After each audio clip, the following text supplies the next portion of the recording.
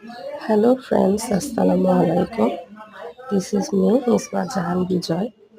আজকে আমি আম্মুর একটা রেসিপি দেখাবো যেটা খুবই সহজ আর দেশি চিংড়ি মাছ দিয়ে কোনো রকম বাড়তি কোনো মশলা ছাড়া সামান্য পেঁয়াজ, কাঁচা মরিচ, লবণ দিয়ে আমি প্রথমে তেল ছাড়া নাড়তে থাকবো ভালোভাবে।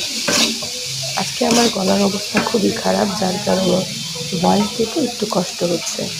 তারপর সামান্য একটু তেল দিব। তেল দিয়ে চিংড়ি মাছটাকে সুন্দরভাবে সিদ্ধ করে ভেজে নিব।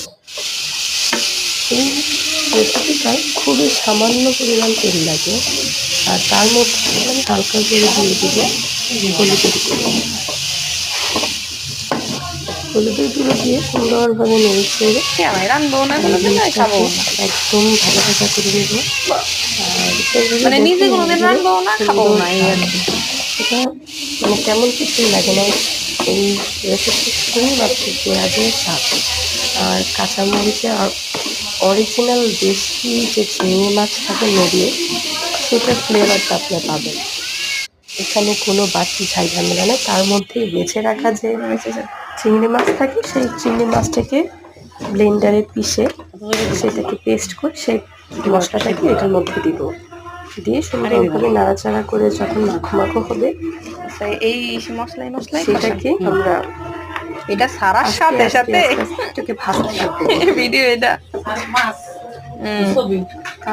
ভিডিওটা সারার সাথে সাথে লবণ দিয়ে দিবেন স্বাদ মতো, যাতে করে জিনিসটা খেতে খুবই তারপর আমি সামান্য পানি মিশিয়ে দিলাম, যাতে করে চিংড়ি মাছগুলো সুন্দরভাবে নরম হয়ে যায়।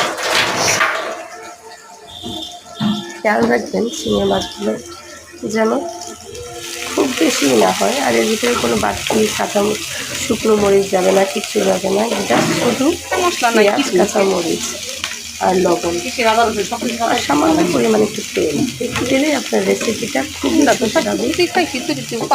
এটা দিয়ে আপনি যে কোনো সময় রান্নাও করে খেতে পারবেন, যে কোনো কিছু। আর এটা এমনিও আমরা তো এই খাবারটা দেখলে পাগল হয়ে যায়। আমার মার এই রেসিপি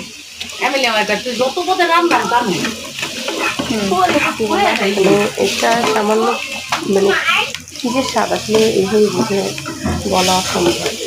এটা একটা ট্রাই না করেন, please subscribe my channel and try this at home. This is so easy. আরে না, আমার ভিডিওতে তোর আইডি তো খুঁজেই পাই না মেনশন করার জন্য তোরে।